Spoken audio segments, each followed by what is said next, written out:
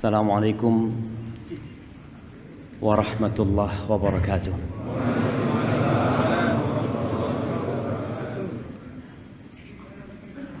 Alhamdulillah alladzi bi ni'matihi tatimmus salihah. Segala puji bagi Allah Jalla Jalaluh yang karena nikmatnya kebaikan-kebaikan menjadi sempurna, yang karena rahmatnya niat-niat baik hamba dapat terlaksana. Malam hari ini dengan hujan yang cukup deras kita bisa sampai ke tempat ini. Tapi jangan sampai kita bangga dengan hasil dan perjuangan kita, agar letih dan lelah kita itu tidak hilang sia-sia gara-gara kita merasa telah berbuat baik. Allah yang berbuat baik kepada kita, Allah yang menggerakkan hati kita, menguatkan tubuh kita sehingga kita dapat melangkah ke tempat ini. Ada banyak orang yang mungkin lebih sehat dari kita, lebih mampu daripada kita, banyak waktu luang dia, bahkan dia nggak punya kerjaan hari ini, santai hidupnya, tapi ternyata dia nggak bisa melangkahkan kakinya ke tempat ini. Maka hendaklah kita memuja dan memuji Allah Jalla Jalaluh atas nikmat yang Dia berikan. Oleh karena itu penghuni surga, tatkala mereka masuk surga, mereka tidak membanggakan perjuangan mereka, tapi mereka mengatakan alhamdulillahilladzi hadana lihada wa ma kunna linahtadiya laula an hadanallah. Segala puji bagi Allah Jalla Jalaluh yang telah memberikan hidayah kepada kami, yang kalau bukan karena hidayah Allah nggak mungkin kita bisa merasakan kenikmatan ini. Dan Allah Jalla Jalaluh berfirman, walaula fadlullahi alaikum wa rahmatuhu ma zaka minkum min ahadin abada. Andai kata bukan karena karunia Allah dan rahmatnya kepada kalian, tidak ada satupun manusia di antara kalian yang bersih. Ada. Allah menyampaikan ini agar kita dapat menjaga hati kita dan senantiasa memuji Allah Jalla Jalaluh. Dan kita bisa bayangkan bagaimana perjuangan Nabi kita Muhammad alaihi salatu wassalam. 13 tahun di kota Mekah dengan segala kesulitan yang harus dihadapi. 10 tahun di kota Madinah dengan peristiwa-peristiwa yang memilukan hati. Di akhir hayatnya beliau sholat sampai bengkak kaki. Ketika turun firman Allah, idza jaa nasrullahi wal fath wa ra'aitan nas yadkhuluna fi dinillahi afwaja. Apabila datang pertolongan Allah, datang kemenangan, orang-orang berbondong-bondong untuk masuk ke dalam agama Allah ini. Apa kata Allah kepada nabinya? Fasabbih bihamdi rabbik. Engkau bertasbihlah memuji Tuhan. Bayangkan. Fasabbih bihamdi rabbika wastaghfir. Disuruh minta ampun sama Allah jemaah. Itu nabi. Agar kita tahu bahwasanya kalau bukan karena karunia Allah, kita nggak akan bisa jadi orang yang bersih jemaah. Nabi disuruh beristighfar dan memuji Allah serta menyucikannya dari segala kekurangan. Innahu kana tawwaba. Maka semoga Allah membantu kita untuk senantiasa bersyukur kepada Allah, memuja dan memujinya. Allahumma salli wa sallim wa zid wa barik wa an'im ala abdika wa rasulika sayyidina wa maulana Muhammad wa ala alihi wa ashabihi ajma'in. Ya Allah, semoga salawat, salam, berkah dan nikmat senantiasa Engkau curahkan untuk hamba kekasih-Mu, untuk baginda Nabi kita Muhammad alaihi salatu wassalam, untuk keluarga beliau, untuk istri-istri beliau, untuk putra-putri beliau, dan untuk seluruh sahabat Nabi. Semoga Allah meridai kita bersama mereka. Amma ba'd. Masya Allah, senang anak lihat masjid ini. Semoga Allah memberkahi masjid ini menjadi tempat sentral kegiatan dakwah.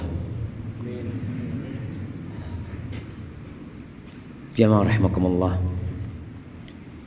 selama pandemi ini yang sepertinya kita juga belum selesai dari pandemi.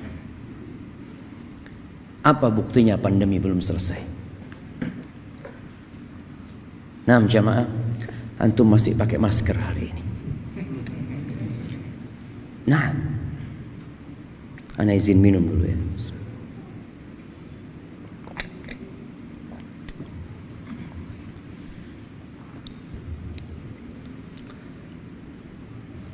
Selama pandemi,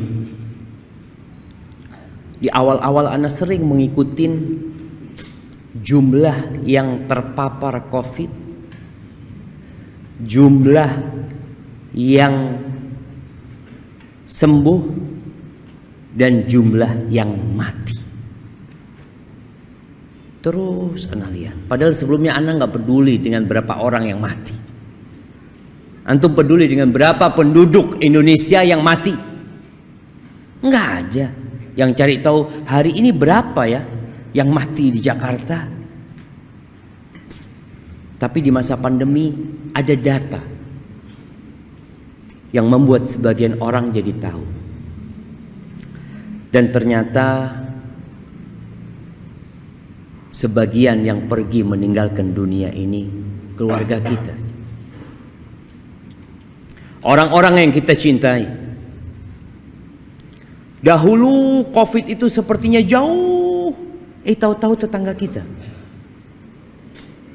Sebagian ada yang orang tuanya, anaknya, saudaranya. Dan ahibati fillah, ketika masa COVID itu sebagian saudara kita, sebagian kerabat kita keluar rumah dan tidak pernah balik ke rumah lagi. Langsung ke kuburan. Sampai kita melihat ada kejadian paksa membawa jenazah itu ke rumah. Udah mati nih orang, udah selesai urusannya dengan dunia, tapi keluarganya masih ingin ngurusin itu jenazahnya. Iya, dia ingin merawat jenazah tersebut dan mengantarkannya dengan layak. Tapi sebagian nggak bisa. Ana punya sahabat juga berangkat. Sebelum dia meninggal, dia sempat telepon sama ana. Dia ngomong, Ustaz, kalau ana meninggal dunia, ana minta Ustaz yang nyolatin ana ya, kata dia. Ana ngomong, insyaallah sembuh antum. Ternyata betul dia berangkat. Dibawa jenazahnya pakai ambulan, nggak boleh turun dari ambulan. Kemudian kita mengantarkan jenazahnya, nggak boleh kita mendekat dari kuburannya. Allahu Akbar, ada apa syama? Ahibati fillah, ada juga berita-berita yang menyedihkan. Anak-anak bermain-main di sungai, Tahu-tahu dia nggak pernah keluar lagi dari sungai itu. Ada yang naik motor dan tidak pernah balik ke rumahnya. Dan ada orang-orang yang sampai hari ini jasadnya pun tidak ditemukan. Gak tahu ada di mana. Tapi yang jelas ada kehidupan setelah kehidupan ini.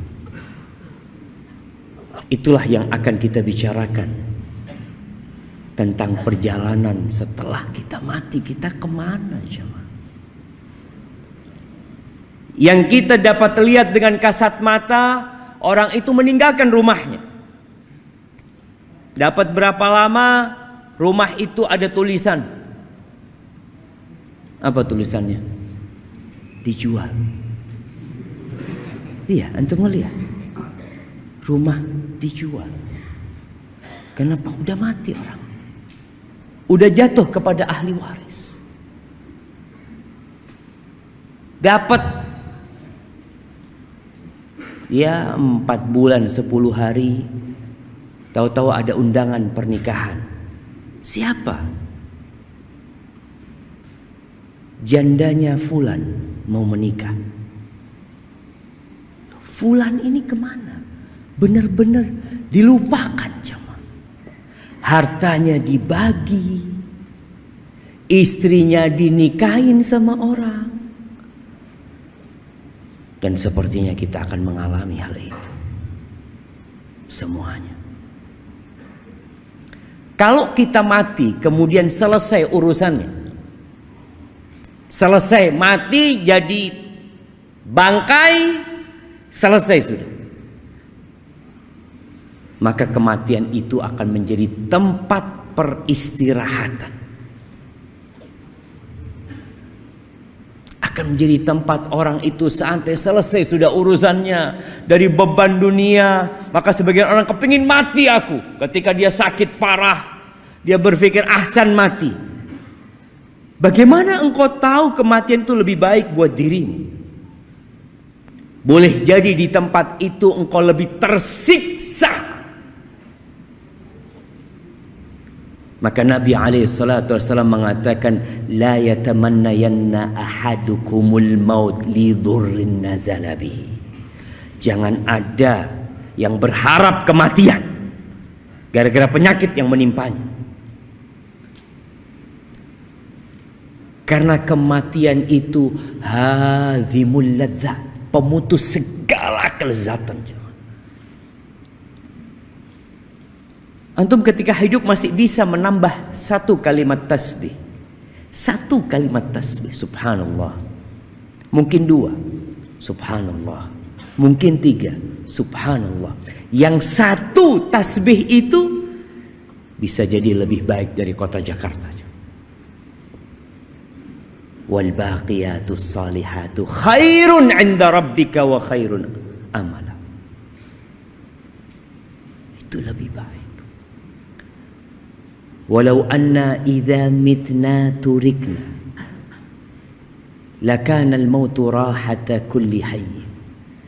Ada seorang yang berpesan dalam bait-bait syairnya mengatakan, andai kata kalau kita mati itu kita dibiarin selesai udah, nggak diapa-apain, maka niscaya kematian itu adalah tempat istirahat buat setiap orang hidup. Walakinna idza mitna bu'itsna. Jadi masalah kita kalau mati, kita akan dibangkitkan kembali dan kita akan ditanyai tentang segala sesuatu. Segala sesuatu jemaah. Kita kadang-kadang dengar berita seorang public figure yang bunuh diri gara-gara dibully. Bunuh diri. Karena dia udah gak tahan menghadapi warganet dan netizen.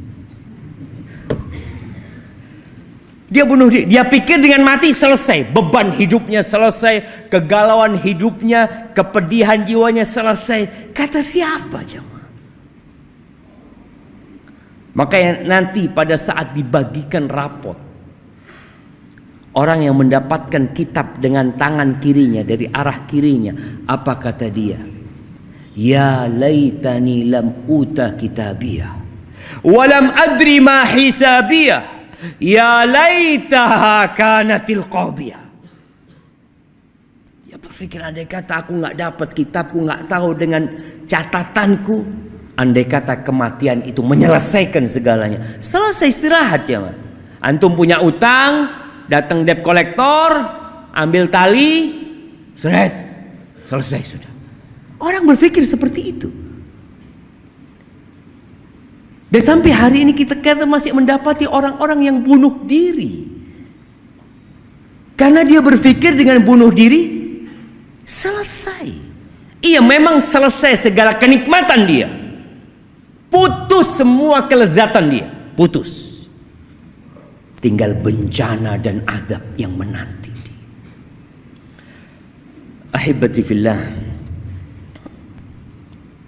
kita nggak akan bisa lari dari kematian. Makanya antum nggak usah tanya kapan antum mati,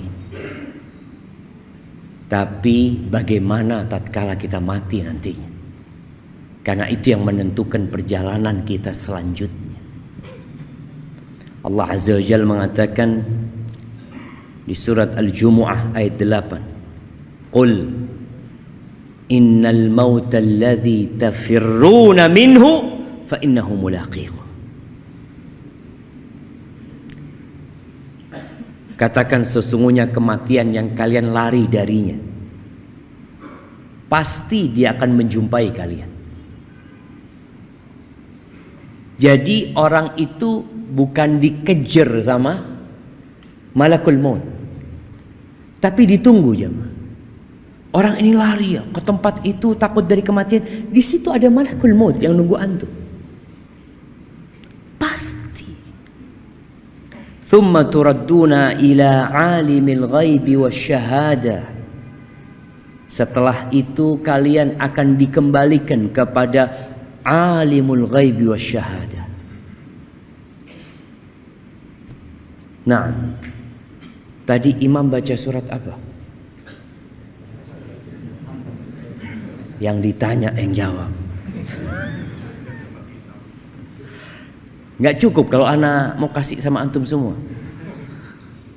Dengar-dengar suara apa tadi antum? Surat apa? Belum paham antum? Surat Al-Hasyr.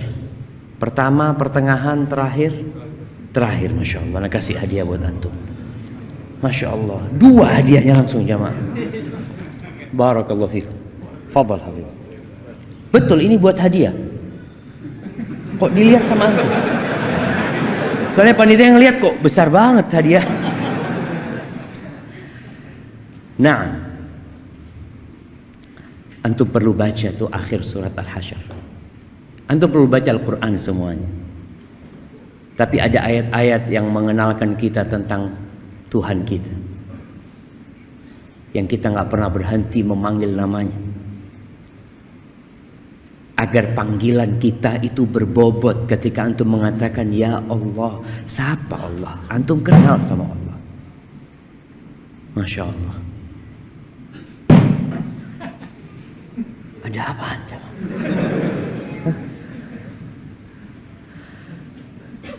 Alimul ghaib wasyahadah. Huwallahu alladzi la ilaha illahu alimul ghaib wasyahadah. Huwar rahmanur rahim. Allah itu tahu dengan yang gaib dan tahu dengan yang nyata. Masya Allah. Jazakallah khair. Malam hari ini kita tampak di tempat ini sebagai orang-orang baik, tapi Allah tahu siapa kita yang sebenarnya. Kita bakal mendapatkan balasan dari setiap yang kita kerjakan. Kata Allah, fayunabbi'ukum bima kuntum ta'malun. Kelak Allah akan memberitahu kalian dengan apa yang kalian kerjakan. Ahibati fillah, bagaimana perjalanan setelah kematian? Kita tahu dengan yang namanya sakaratul maut. Wa ja'at sakratul mauti bil haqq. Kematian itu ada sekaratnya. sakitnya perpisahan ruh dengan jasad itu akan dirasakan oleh semua orang. Kalau orang diamputasi tangannya, dia akan merasakan sakit, makanya dibius dia kadangkala.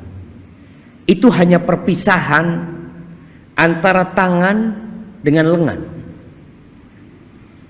Bagaimana perpisahan antara ruh yang berada di tubuh kita, yang bertahun-tahun bersama kita, yang sudah menempel, yang gak ketahuan bagaimana nempelnya ruh ini, kemudian dicabut jemaah, itu sakit sekali jemaah.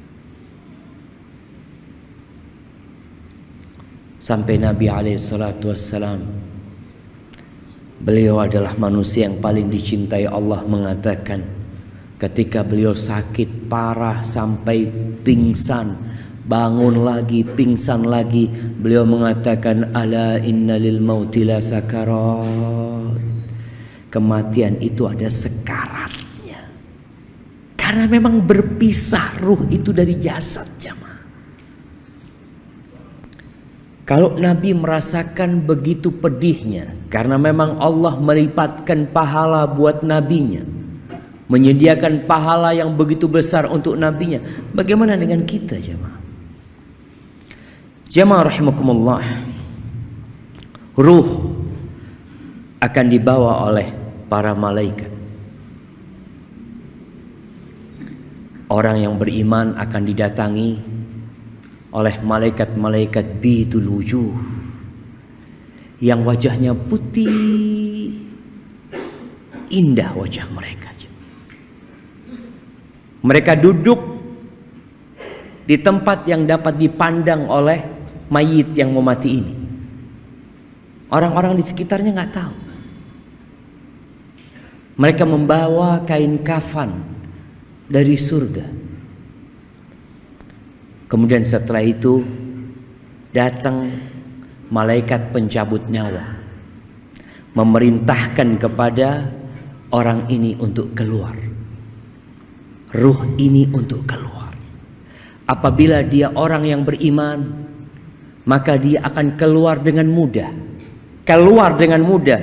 Nabi SAW mencontohkan seperti keluarnya air dari mulut teko. Tapi itu sakit. Nabi SAW merasakan sakit. Adapun kalau orang itu orang fajir, maka ruhnya juga akan keluar, tapi dia nggak mau keluar. Ketika diperintahkan keluar, dia berusaha untuk berpegangan dengan jasadnya supaya dia nggak keluar, karena dia disuruh keluar menuju ke azab Allah Azza wa Jalla. Maka Nabi mencontohkan seperti kawat gerigi yang berada di kulit domba yang basah, kemudian dia ditarik sehingga urat-urat itu ikut ketarik. Maka Allah Azza wa Jalla mengatakan, walau tara, di surat Al-An'am ayat 93, walau tara idz zalimuna fi ghamaratil maut wal malaikatu basitu aydihim akhriju anfusakum al yawm tujzauna adzabal hun bima kuntum ta'malun. Andai kata kalian melihat ketika orang-orang zalim itu dalam perjalanan kematian, dia sudah dalam perpisahan dengan kehidupan ini, dan malaikat membentangkan tangannya mengatakan, keluarkan jiwa kalian. Keluarkan jiwa kalian. Keluar kemana? Keluar menuju azab Allah. Hari ini engkau akan mendapatkan azab yang menghinakan. Mungkinkah dia mau keluar jamaah? Sulit dia akan keluar. Tapi orang yang beriman, ketika disuruh keluar, keluar. Tapi tetap perpisahan itu sakit. Sakit. Maka kenapa Nabi SAW sering-sering mengatakan kepada para sahabat, "Aktsiru dzikra hadhimil ladzat." Banyak-banyaklah kalian mengingat, banyak-banyak mengingat. Kenapa kajian tentang kematian itu harus sering disampaikan? Karena kita lupa. Antum di sini mungkin ingat, iya, keluar rumah melihat ada siomay, oh zen siomay. Udah yang namanya mati lupa sudah. Kadang-kala baca bismillah enggak. Keluar rumah, bertemu dengan keluarga, sibuk dengan acara besok ada meeting ini itu, lupa dengan kematian. Sedangkan mati itu datang mendadak tanpa persiapan dari kita. Apalagi kita berada di zaman yang banyak mati mendadak. Bukan satu orang mati mendadak, satu pesawat mati mendadak. Kita baca berita tabrakan beruntun di tol. Kita baca berita sebuah bis mengangkut anak-anak rekreasi bersama orang tuanya jatuh ke jurang, mati. Kemarin berita kapal laut yang membawa TKI ilegal kemana? Ke Malaysia. Antum bisa bayangin orang-orang yang naik itu. Mereka berpikir, saya mau kerja, insya Allah setahun bayar utang, setahun beli mobil, setahun dia sudah mikir karena dia tahu dengan gaji tiap bulan, ternyata dia nggak pernah muncul dari lautan itu.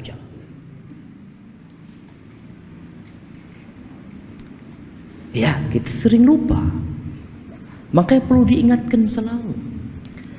Ahibati fillah, ketika ruh ini keluar dari jasadnya, kalau dia orang yang soleh tadi, malaikat-malaikat dari langit membawa kafan dari surga yang wangi, dibungkus itu jamaah. Kemudian dibawa ke langit. Ini perjalanan ruh. Yang di rumah menangis, yang di rumah sedang sibuk memikirkan pemakaman jenazah. Ada yang berkata, gimana nih, kapan mau dimakamkan? Besok habis zuhur, apa jam 9, apa habis asar? Oh, ada anaknya yang ditunggu dari Padang, besok pagi akan terbang. Nih keluarga nggak mikirin ruhnya kemana nih. Yang dipikirkan sama keluarga apanya? Jasadnya. Jasad ini akan kembali ke tanah. Kemudian malaikat membawa ruh itu menuju ke langit. Ini buat orang yang soleh. Hatta yantahu biha ila sama'id dunya, ke langit yang terendah. Fayastaftihuna lahu, kemudian mereka minta dibukakan izin untuk masuk. Fayuftah lahu, dibukakan. Fayushayyi'uhu min kulli sama'in muqarribuha, malaikat itu mengangkat ruh itu naik ke langit yang selanjutnya. Jadi dari setiap langit itu, malaikat-malaikat yang dekat itu mengantarkannya terus sampai ke langit yang ketujuh. Mereka mengatakan, ini siapa ini gitu loh, kok wangi orangnya. Disebutkan dengan namanya yang paling indah yang disebutkan di bumi. Ada orang-orang yang amalannya tiap hari diangkat jamaah. Diangkat terus amalan ini ke atas sana. Tapi ada orang yang gak pernah diangkat amalan kebajikannya, dosa yang terus diangkat. Ketika sampai ke langit ketujuh, fayaqulullah azza wa jal, Allah berfirman, uktubu kitab abdi fi illiyin, catatan hambaku ini dalam illiyin, dalam catatan yang milik orang-orang soleh di tempat yang tinggi dan indah. Wa aiduhu ilal ard, kembalikan dia ke bumi.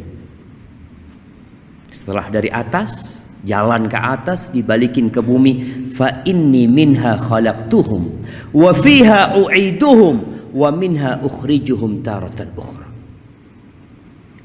Allah mengatakan, sesungguhnya aku dari tanah menciptakan mereka, dan kepada tanah aku akan kembalikan, dan akan dikeluarkan dari tanah pula kelak pada hari kiamat. Maka akhirnya ruh itu dikembalikan ke jasadnya, kalau ada jasadnya. Karena kadang-kala orang tanya, Ustadz, gimana kalau orang itu dimakan sama ikan hiu? Yang makan ikan hiunya 17. Belum lagi nanti ikan yang kecil-kecil makan. Allah ala kulli syai'in qadir. Kalau kita bicara kekuasaan kita, kemampuan kita, ya kita akan bingung jemaah. Tapi kalau kita kenal sama Allah Azza wa Jal, innama amruhu idza arada syai'an ay yaqula lahu kun fayakun. Maka tatkala itu dimasukkan kembali ke jasadnya, mulai dia akan melewati proses fitnah, ujian. Ini ujian terakhir manusia ketika dia dikuburnya. Kenapa setiap sholat kita dianjurkan berdoa di akhir tasyahud kita, Allahumma inni a'udzubika min adzabil qabr wa min adzabi jahannam wa min fitnatil mahya wal mamat. Fitnah kehidupan dan kematian. Ini fitnah kematian yang akan dirasakan oleh setiap jiwa nanti. Dia didudukkan oleh malaikat, ditanya tentang 3 pertanyaan. Adapun kalau orang kafir yang mati atau orang fajir, maka sama, ruhnya akan diangkat. Nabi SAW menyebutkan, fayas'aduna biha fala yamurruna biha ala mala'in minal malaika. Dibawa tuh ke atas, tidak pernah mereka melewatin malaikat kecuali malaikat akan mengatakan, ma hadzal ruhul khabith. Ruhnya siapa? Ruh yang busuk ini siapa? Nggak kenal tuh malaikat-malaikat. Fayaquluna fulan bin fulan. Disebutkan nama itu. Ya bukan, mudah-mudahan bukan nama kita yang disebutkan jamaah. Artinya disebutkan nama orang ini. Orang yang jahat ini. Bi akbahi asma'ihi allati kana yusamma biha fid dunya. Dengan nama yang paling buruk yang dinamakan dia di dunia. Kita tahu kalau yang namanya penjahat itu punya banyak nama alias, apa namanya? Inisial. Alias fulan, kan banyak namanya. Padahal nama sebenarnya bagus. Umpamanya namanya dia siapa? Sirajuddin namanya. Tapi karena dia penjahat, dia nggak pakai nama itu, disebutkan alias fulan. Dia akan dipanggil dengan nama yang paling buruk yang dipanggil di dunia. Kemudian hatta yuntaha bihi ila sama'id dunya, sampai ke langit dunia minta dibukakan, fala yuftahu lahu, nggak dibukakan buat ruh ini. Thumma qara'a Rasulullah SAW, la tufattahu lahum abwabus sama. Nggak akan pernah dibukakan buat mereka pintu-pintu langit. Wala yadkhulunal jannah, dan tidak akan pernah masuk surga tuh orang kafir. Masih ada orang-orang yang mengatakan mungkin di surga itu ada orang non muslim. Ada orang kafir fulan. Mungkin. Iya, orang Islam ada yang mengatakan itu. Kita katakan nggak ada orang kafir di surga. Emangnya ustadz yang punya kunci surga? Emangnya antum juga punya kunci surga, bisa masukkan terserah antum? Antum bisa memasukkan semau antum. Anda mau masukkan fulan. Yang punya surga itu Allah Azza wa Jal. Dan Allah katakan, wala yadkhulunal jannah. Mereka tidak akan pernah masuk surga, nggak bakalan masuk surga sampai onta itu masuk di semil khiyat, di lubangnya jarum. Nggak bakalan. Andai kata mereka datang dengan sepenuh bumi ini emas jemaah, mereka ingin menebus diri mereka. Innal ladzina kafaru wa matu wa hum kuffar falan yuqbala min ahadihim mil'ul ardi dhahaban. Itu orang-orang kafir yang mati dalam kondisi kafir. Yang mati loh jemaah. Kalau yang masih hidup kita doakan semoga dapat hidayah, semoga dia mendapatkan petunjuk. Tapi yang mati dalam kondisi kafir, kata Allah Azza wa Jalla, tidak akan diterima dari mereka sepenuh bumi ini emas. Ana pernah sodakoh ketika hidup segunung Semeru emas, nggak diterima. Jangan Semeru, sepenuh bumi ini emas, tapi karena engkau kafir, nggak bakal diterima sama Allah Azza wa Jalla. Nggak akan dapat menebus dirinya. Sedangkan orang-orang beriman, apa kata Nabi SAW?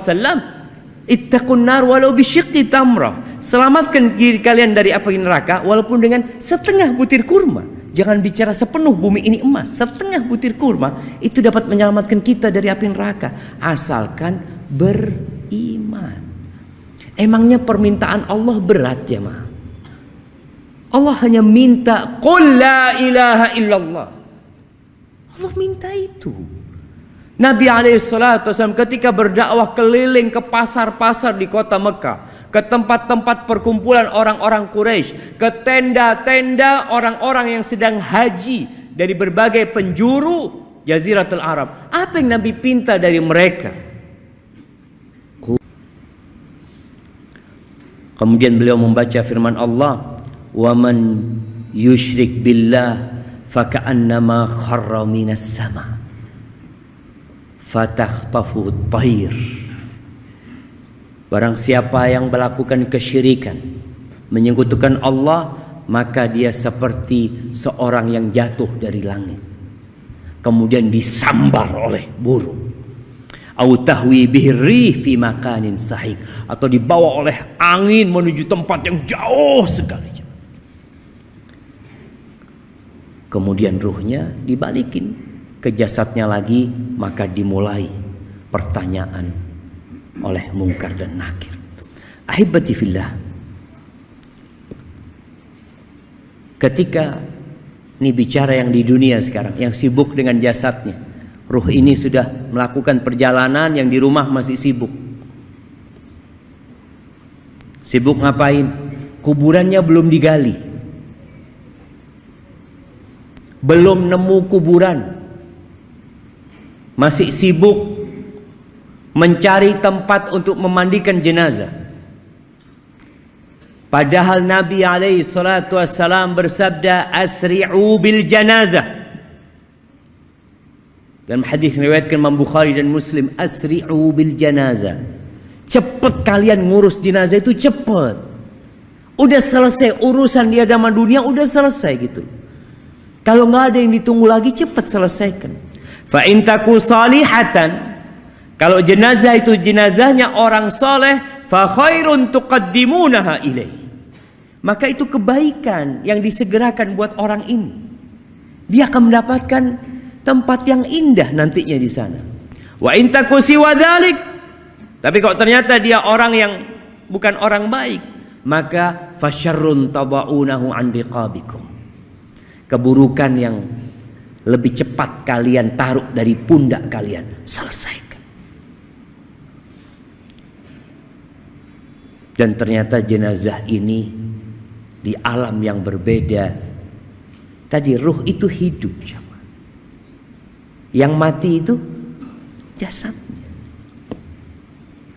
Dalam hadis riwayat Imam Bukhari, Nabi SAW mengatakan, idza wudi'atil janazah, kalau jenazah itu diletakkan, fahtamalaha rijal ala a'naqihim, lalu ditaruh sama lelaki-lelaki di atas pundak mereka.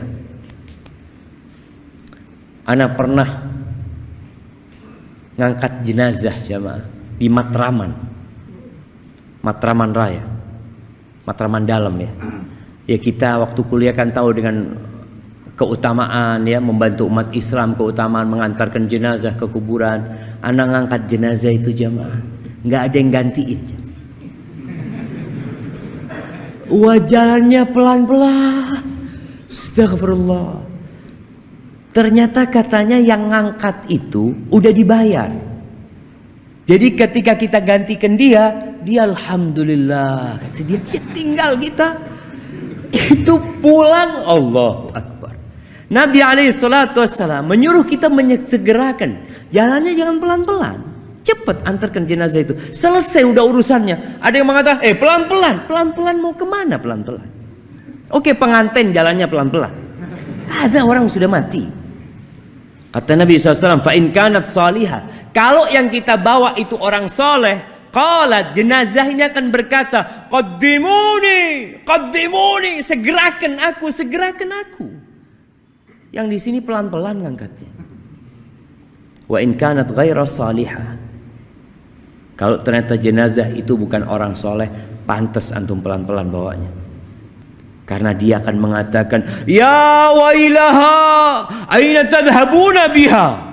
Dia akan mengatakan, mau dibawa kemana aku ini? Mau dibawa kemana sama kalian? Karena ketika dicabut nyawanya, dia sudah diancam sama malaikat untuk menuju kepada azab Allah Azza wa Jalla.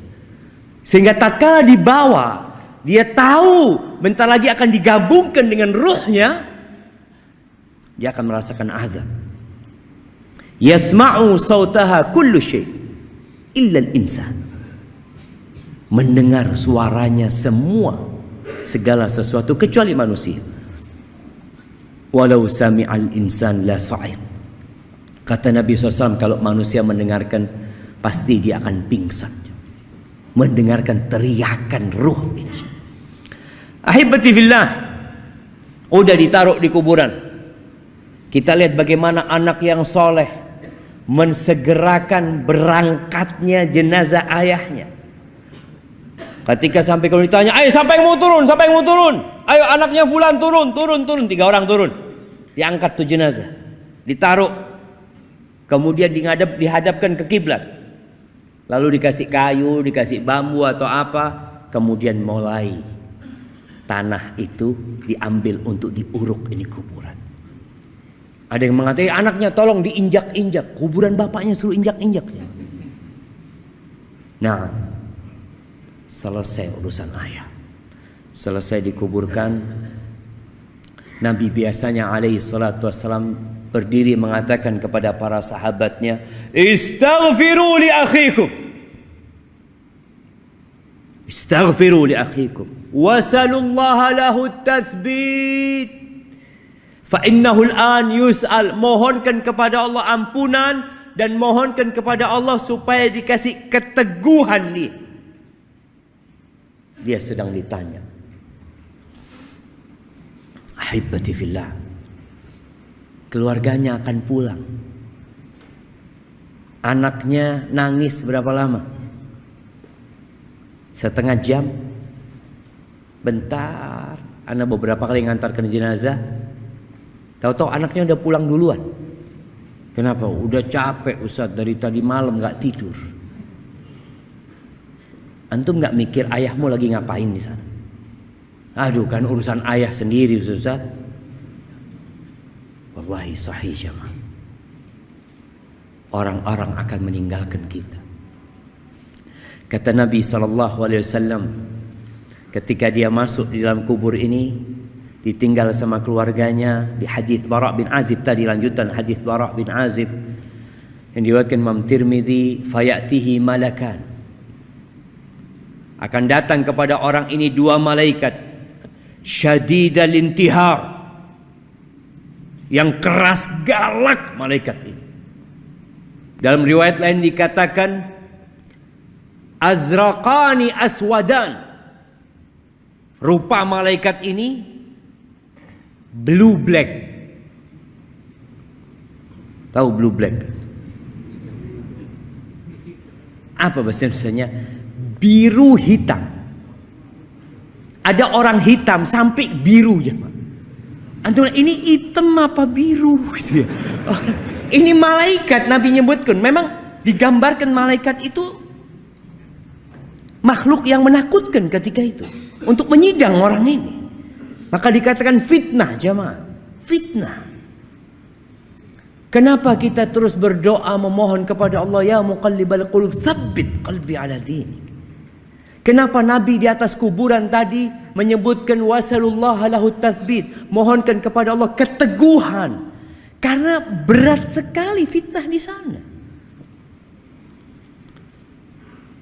Wa yujlisani, disuruh duduk orang ini. Gimana antum didudukkan sama makhluk yang menakutkan gitu ya? Fayaqulani lahu man rabbuk, ma dinuk, man nabiyuk. Maka akan ditanya 3 pertanyaan. Oh, pertanyaan itu gampang, Ustaz. Ahibati fillah, antum pernah melihat orang yang dibawa sama polisi dari rumahnya, kemudian ditutupi kepalanya, kemudian dinaikkan ke mobil, ditaruh di tempat yang gelap kulita, kemudian mulai diinterogasi orang ini. Siapa namamu? Apa? Nama. Tanya nama saya. Dia akan kebingungan. Ditanya sama polisi ini, dari mana engkau? Ini itu. Dia bingung, ada apa ini? Dia mau jawab, kadang-kadang lupa dengan jawaban-jawaban yang sebenarnya dia tahu jemaah. Masya Allah. Kita azan dulu. Nah, kita lanjut. Nah jemaah, kita lanjutkan dulu. Karena kalau kita mau sholat sekarang, kayaknya ada banyak yang harus terusir dari dalam sini. Nanti waktu sholat yang sebagian mungkin harus keluar ya. Yang tadi sholat di dalam tetap di dalam. Yang tadi sholat di luar keluar. Masa Ustaz? Astagfirullah. Baik ahibati fillah, 3 pertanyaan tadi tidak dijawab dengan hafalan. Kalau bicara hafalan, senok hogron hafal Quran. Ada orang-orang munafikun hafal Quran, tapi menjawab pertanyaan itu dengan keyakinan. Makanya kalau orang itu adalah orang yang beriman, bukan orang yang pura-pura beriman, bukan yang imannya karena ikut-ikutan, tapi imannya khalisan lillah, maka dia akan menjawab mengatakan Rabbi Allah wa dinil Islam wa Nabi Muhammad sallallahu alaihi wasallam. Kemudian akan ada yang menyeru dari langit mengatakan an sadaqa abdi, benar, benar. Tapi kalau dia orang munafik, fajir, ketika ditanya man rabbuk, ma dinuk, man nabiyuk, dia mengatakan sami'tu nas yaqulun faqultu. Jawaban dia bisa dia jawab Tuhannya Allah, bisa dia jawab Nabinya Muhammad SAW, bisa dia jawab Islam agamaku. Tapi apa kata dia? Aku mendengar orang mengatakan itu, aku pun mengatakan seperti itu. Orang mengatakan Nabinya Muhammad, ya aku katakan Muhammad. Tanya agamanya apa? Oh Islam. Islam, KTP-nya Islam dia. Tapi ternyata dia bukan orang yang benar-benar beriman, hanya pura-pura beriman. Maka akan ada yang menyeru dalil mengatakan an kadzaba abdi, bohong dia selama ini. Ahibati fillah, Ibnu Hibban dan Imam Tabrani meriwayatkan dari Abu Hurairah radhiyallahu anhu, dari Nabi alaihi salatu wassalam, beliau mengatakan walladzi nafsi biyadi, walladzi nafsi biyadih, demi yang jiwaku berada di tangannya, yakni demi Allah Azza wa Jalla, yang jiwa kita semua ada di tangan Allah. Innal mayyita la yasma'u khafqa ni'alikum hina tuwalluna anhu mudbirin. Sesungguhnya mayit itu mendengarkan suara sandal kalian ketika kalian pergi meninggalkannya. Kita lihat yang rame, tahu-tahu sepi, senyap. Fa in kana mu'minan, kalau dia orang yang beriman, kanatis shalah 'inda ra'sihi, maka salat akan berjaga di kepalanya.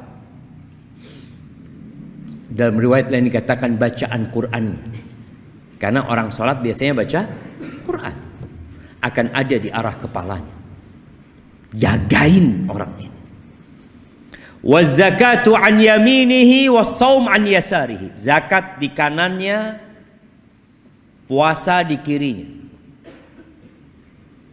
Salatnya benar orang ini, puasanya benar, zakatnya benar. Wa kullu fi'lil khairat minas sadaqah wassila wal ma'ruf wassila wal ma'ruf wal ihsan ila nas 'inda rijlih. Semua amal kebajikan lainnya yang seperti sedekah sunnah, silaturahim, berbuat amar ma'ruf nahi mungkar, berbuat baik kepada orang, itu akan berjaga-jaga di kakinya. Hari itu semua yang kita kerjakan jamaah akan kita rasakan. Hari ini enggak. Antum datang ke tempat ini capek, lelah, nggak dapat apa-apa. Pulang dapat apa antum? Ada pembagian fulus di luar sana? Nggak ada. Yang ada sandal hilang, Ustaz.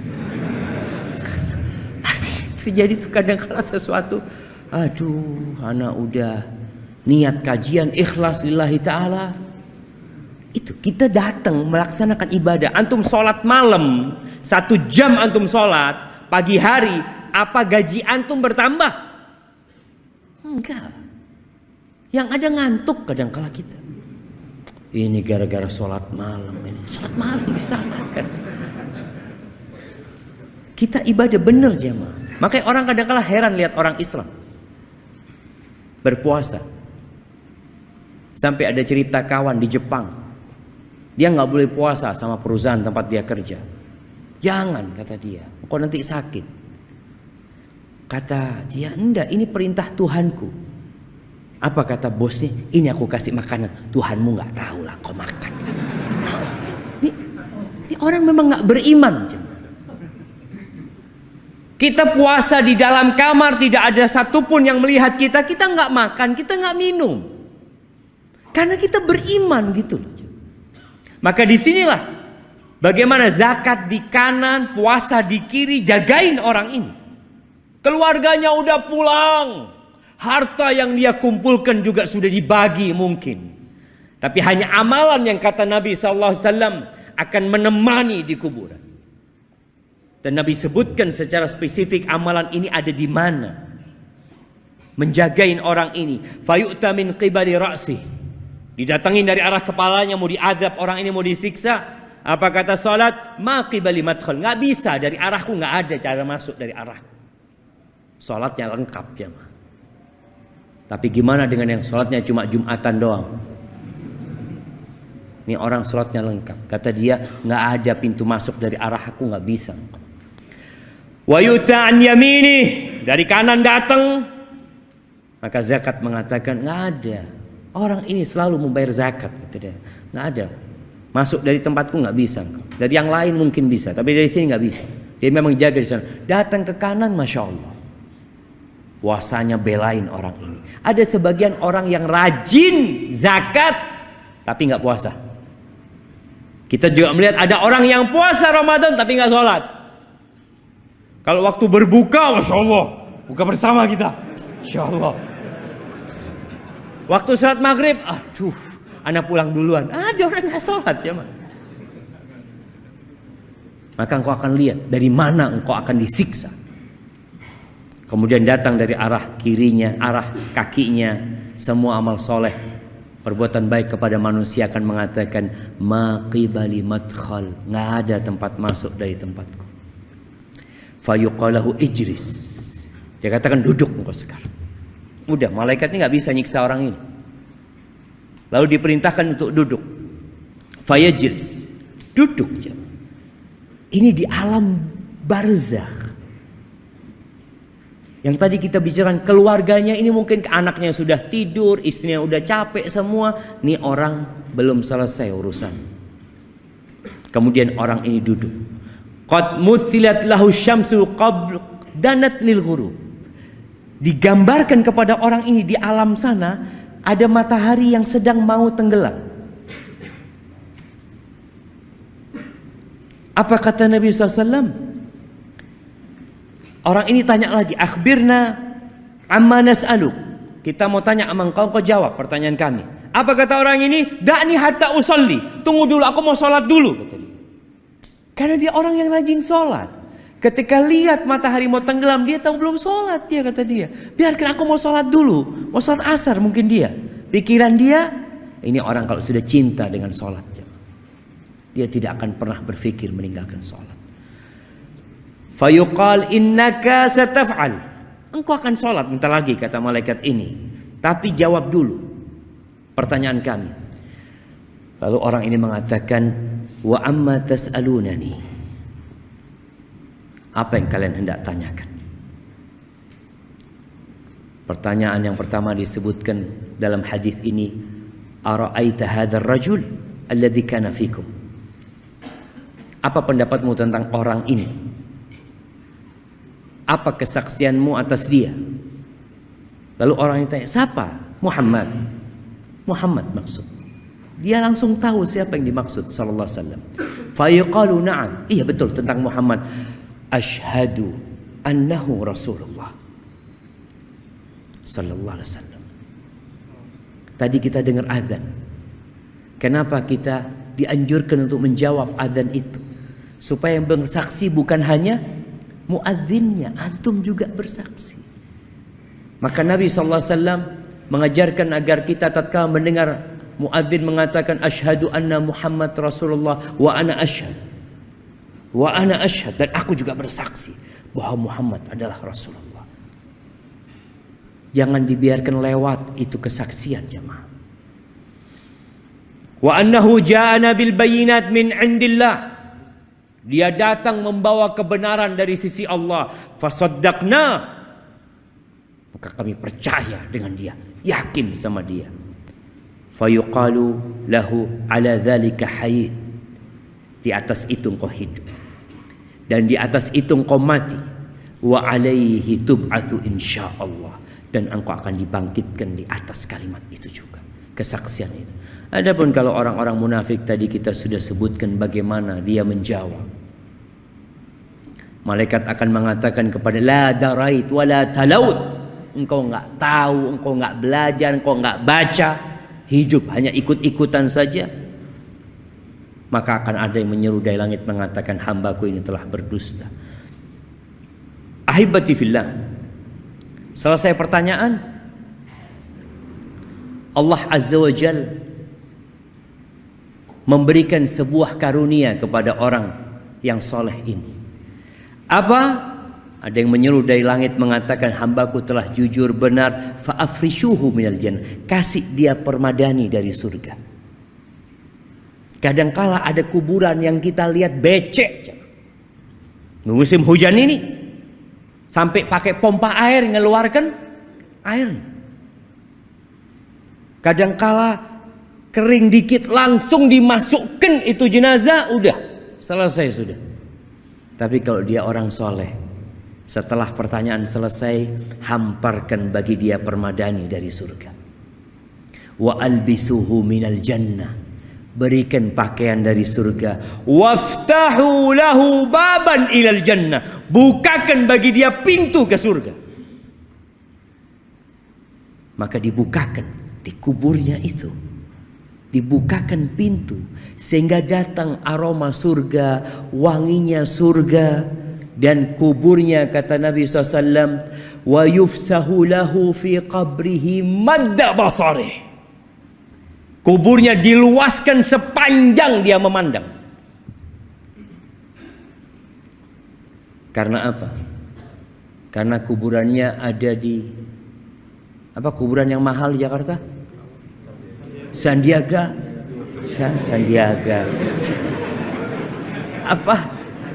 Sandiago Hill. Karena di sana jadi luas lah, karena amalannya. Dalam kehidupan di dunia ini kita mendapatkan bagian kesenangan bukan karena amalan. Antum bisa lihat orang-orang yang selalu berada di sop pertama kadangkala hidupnya miskin, melarat. Tiap malam dia baca 1 juz, sulit ekonominya, bencana menimpa dia. Karena memang dunia ini darul amal, tempat untuk beramal, bukan untuk bersenang-senang di sini. Hisabnya nanti. Maka ini orang ketika sudah dikuburnya, walaupun menurut orang becek, kena air hujan ini dan itu, tapi karena amalan dia sejatinya telah dibentangkan kuburannya, dihamparkan permadani surga, dibukakan pintu surga. Jemaah antum bisa merasakan orang kepanasan, tahu-tahu kalau dibuka jendela, masuk AC, Allah enaknya. Dan dia akan merasakan aroma dan udara surga itu mulai di kuburan sana.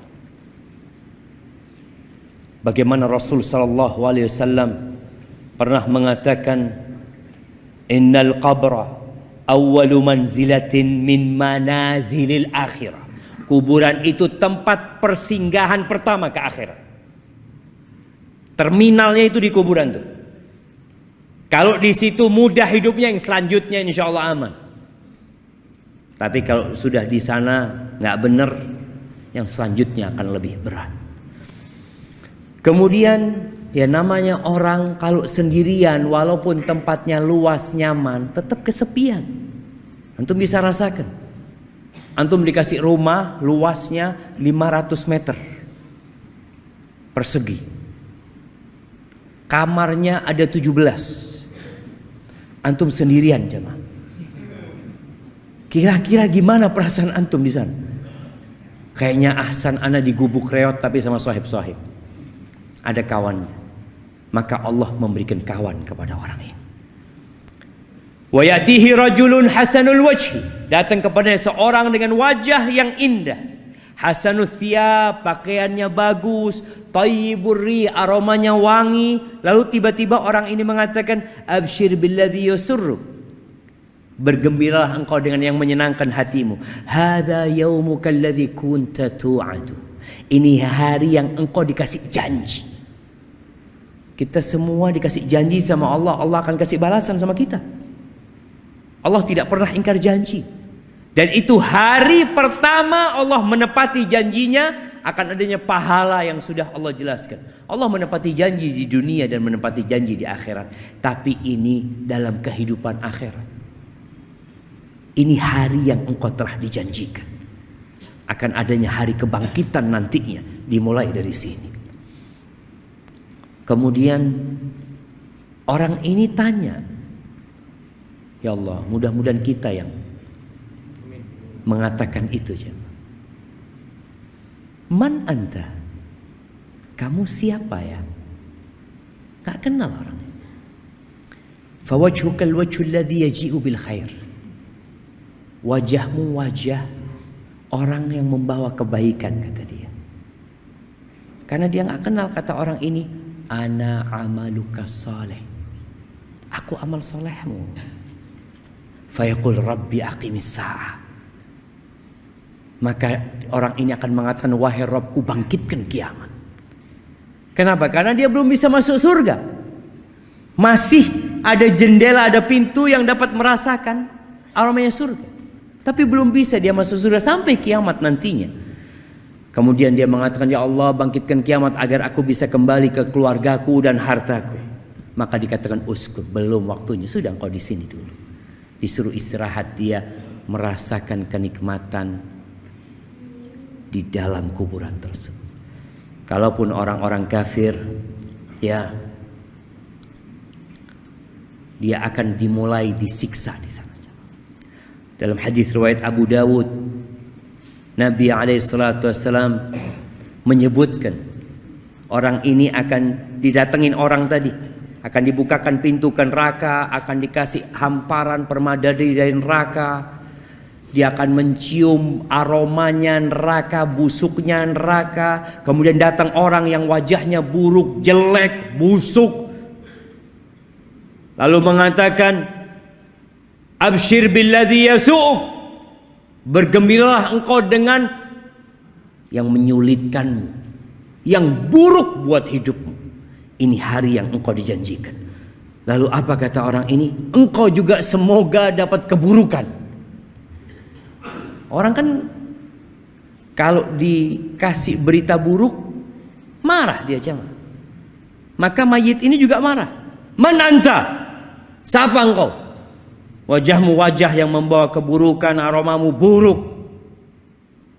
Kata orang ini, ana amalukal khabith. Aku amal burukmu. Kau nggak kenal sama aku. Aku amal burukmu.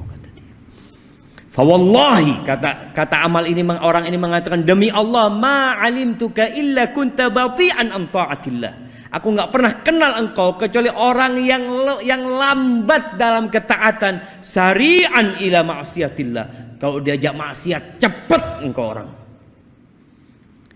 Fajazakallahu syarran.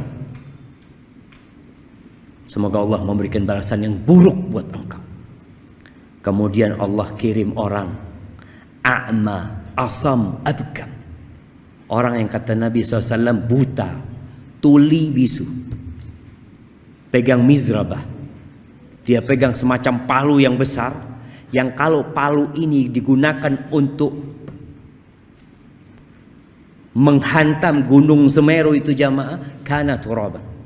Gunung itu akan jadi rata sama tanah, jadi debu. Lau duriba biha jabalun kana turaban. Fayadribuhu, maka orang ini dipukul dengan palu itu sampai menjadi debu. Kemudian dikembalikan, kemudian dipukul, dia berteriak-teriak, dia menjerit, tapi nggak ada gunanya, nggak ada penyesalan yang bermanfaat pada waktu itu. Selesai sudah. Karpetnya dari neraka, aroma neraka datang, maka dia hidup dalam ketakutan sampai kiamat. Berapa tahun kita hidup di dunia? 70 tahun mungkin, kalau sampai. Maka ahibati fillah, jangan sibuk dengan perjalanan hidup di dunia, lupa dengan perjalanan hidup setelah kematian yang akan lebih lama dan lebih panjang hidup kita di sana. Nabi kita Muhammad alaihi salatu wassalam, berapa lama hidup di rumah yang hanya 5 kali 5? Berapa lama beliau hidup di rumah itu? Di kota Madinah beliau hidup 10 tahun di tempat itu. Di Mekah penuh dengan gangguan, hidup selama 53 tahun Nabi SAW. Hanya 63 tahun di muka bumi ini. Dan Nabi di kuburannya sudah berapa tahun? Antum? Berapa tahun Nabi di kuburan?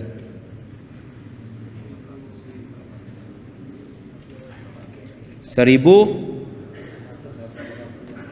340. 1435.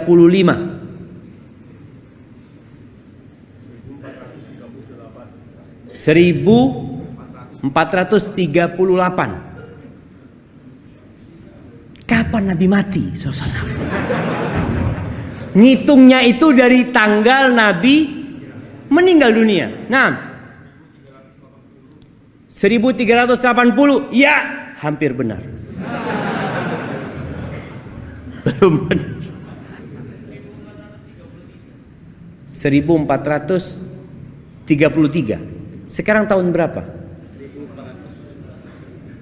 Tahun berapa? Sekarang 1443.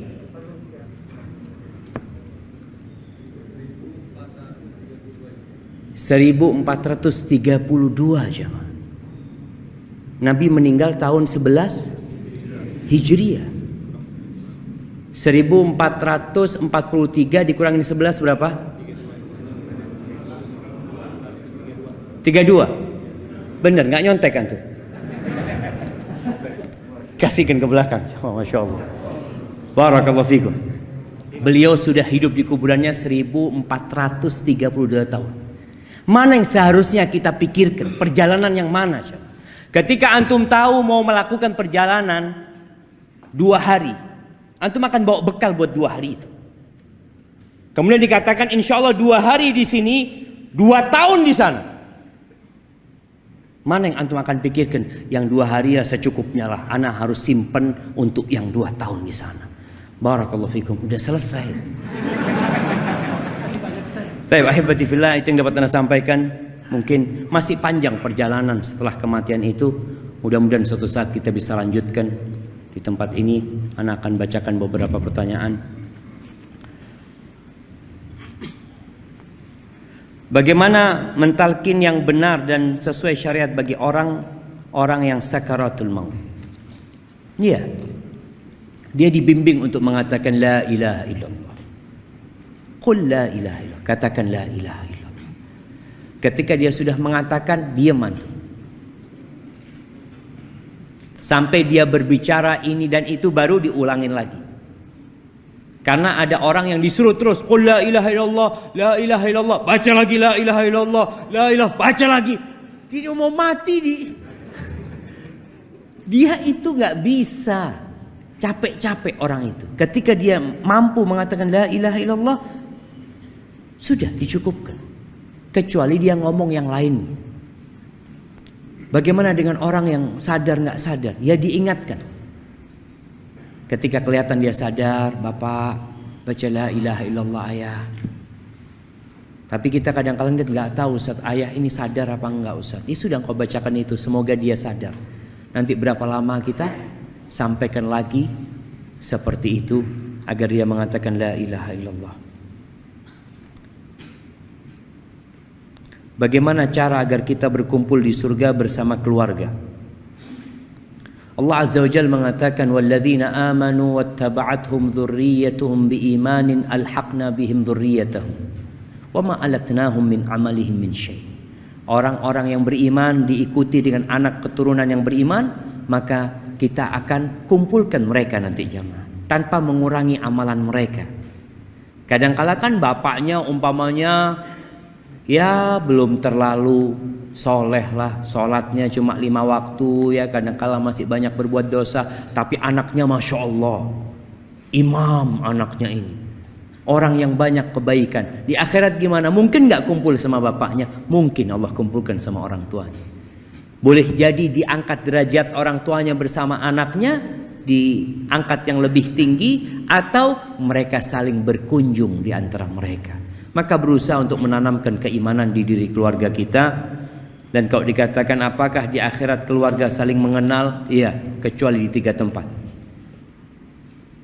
Aisyah pernah bertanya kepada Nabi SAW, apakah kita akan saling mengenal ya Rasulullah? Amma fi thalathati mawatin fala. Di 3 tempat kita tidak akan saling mengenal. Siapa yang tahu? 3 tempat yang kita tidak akan saling mengenal. Iya, di padang mahsyar itu ada 3 lokasi yang kita tidak saling mengenal.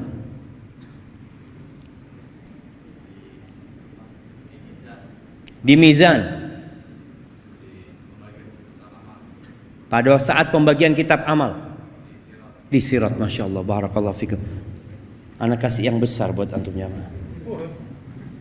Nah, kasihkan kepada beliau itu, Masya Allah. Iya, di 3 tempat kita nggak akan saling mengenal. Ketika pembagian rapot, semua orang akan mengatakan nafsi, nafsi, nggak mikirin bapaknya, nggak mikirin anaknya. Bahkan Allah katakan yauma yafirrul mar'u min akhi wa ummihi wa abihi wa sahibatihi wa bani. Orang itu kan lari dari orang tuanya, lari dari anaknya, istrinya, keluarga, lari dia, nggak mau kenal sama mereka karena takut dimintain amalan, dimintain pahala sama mereka. Maka Nabi SAW mengatakan amma fi thalathati mawatin fala, nggak akan saling mengenal. Ketika pembagian rapot, sampai tahu di tangan mana dia mendapatkan rapot itu. Ketika dia dapat dengan tangan kanannya, dia akan ingat sama keluarganya. Baca nih kitabku, baca. Dia gembira. Yang kedua, ketika timbangan. Ditimbang, dia hanya berpikir apakah timbangan dia berat kebaikannya atau keburukannya. Dan yang ketiga, ketika sirat, ketika melewatin sirat, doa para nabi pada waktu itu hanya salim salim. Seperti itu. Barakallahu fikum.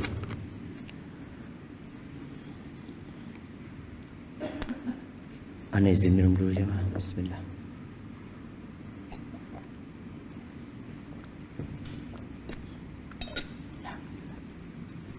Saya seorang perempuan. Saya sedang belajar untuk mengenal Allah dengan lebih baik lagi. Dan ini pertama kali saya datang ke kajian. Masya Allah, saya senang sekali dengan temanya. Ustaz, saya mau bertanya, di mana letak keadilan Allah? Dan setelah hari kiamat, apakah kita bisa kembali melihat atau bertemu orang tua kita yang sudah meninggal dunia? Ahibati fillah, kalau bicara keadilan Allah, Allah itu adil dalam urusan dosa. Yang berbuat satu dosa dibalas satu. Fajaza'u sayyi'atin sayyi'atun mithluha.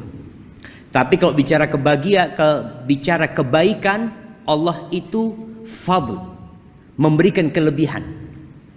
Makanya baca satu huruf, Allah lipat gandakan 10 kebaikan. Antum sedekah 1 juta, Allah bisa catat 700 kali lipat. Tapi antum berbuat satu dosa, nggak mungkin ditulis 2. Nggak mungkin. Bahkan keadilan Allah, man hamma bihasanah, yang ingin berbuat kebaikan kemudian tidak bisa melakukannya. Umpamanya dia kepingin datang kajian, ya Allah aku mau datang kajian nanti sore ini, tahu-tahu hujan, dia nggak berangkat, ditulis kebaikan buat dia. Kalau dia hadir, maka Allah tulis 10 kali lipat. Wa man hamma bi sayyi'ah falam ya'malha. Yang ingin berbuat dosa kemudian dia urungkan, ditulis kebaikan. Ini karunia. Tapi kalau dia melakukan dosa 1, ya sudah, Allah akan balas, akan tulis 1.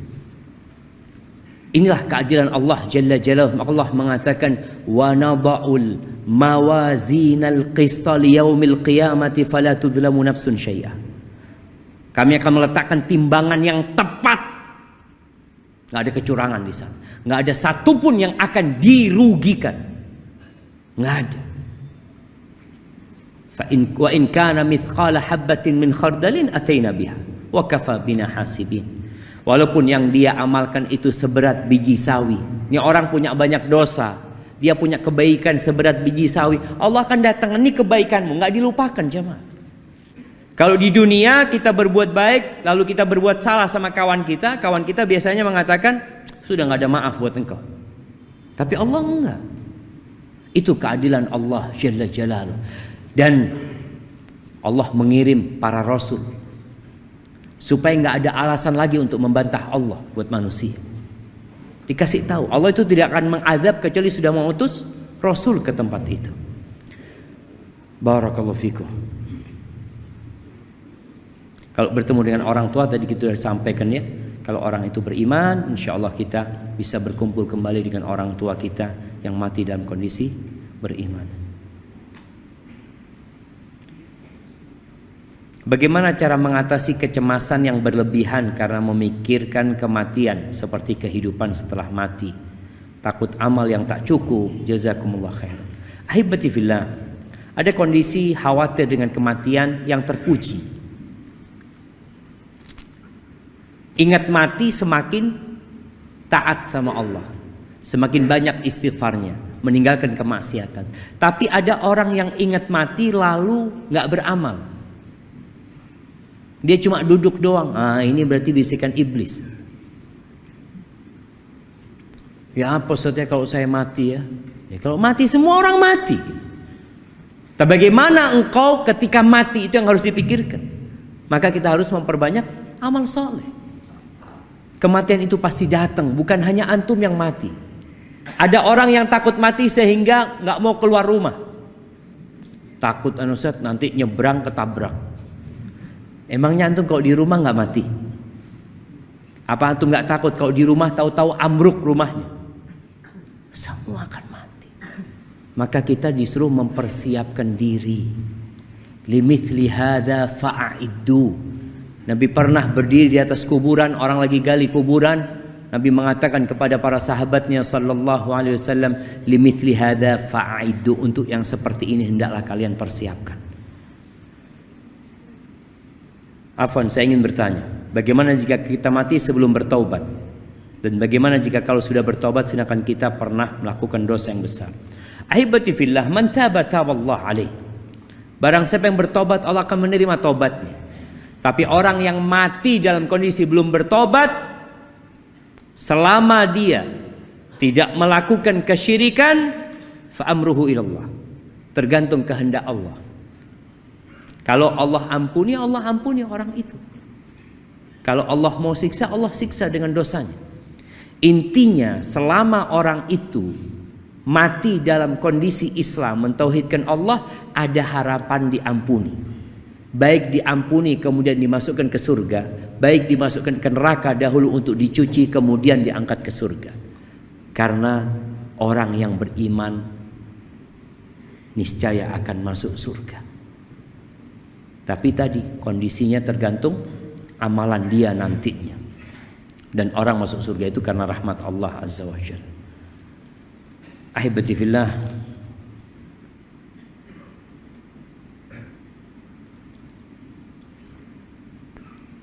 perjalanan setelah kematian kita bahas untuk manusia. Bagaimana jika untuk binatang yang telah mati, Ustaz? Kenapa antum bingung sama binatang antum? Misalnya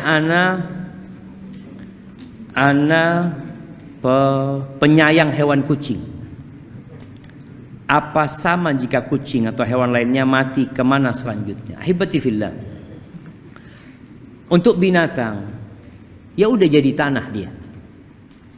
Dia jadi tanah.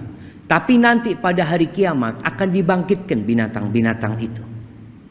Untuk ditegakkan keadilan buat mereka. Ini tadi ada pertanyaan bagaimana keadilan Allah. Allah akan tegakkan keadilan kepada binatang-binatang. Sampai kata Nabi SAW, Allah akan memberikan hak kisos, hak membalas pada hari kiamat. Buat kambing yang gak bertanduk, yang ditanduk sama kambing yang bertanduk. Sampai binatang yang melakukan kedoliman kepada binatang lain. Beda kalau singa makan kambing. Bukan dolim, karena Allah memang nyuruh dia makan itu gitu. Tapi ini yang antara sohib, ya kambing-kambing kadang kala mereka temennya lagi duduk-duduk tahu-tahu diseruduk gitu ya. Ini akan ditegakkan keadilan. Naam. Nabi SAW menyebutkan itu. Kemudian Allah mengatakan kepada mereka, kunu turaban, jadilah kalian tanah. Ketika orang-orang musyrikin melihat persidangan itu dan melihat binatang-binatang menjadi tanah, mereka mengatakan, ya laitani kuntu turaba, andai kata aku jadi tanah seperti mereka.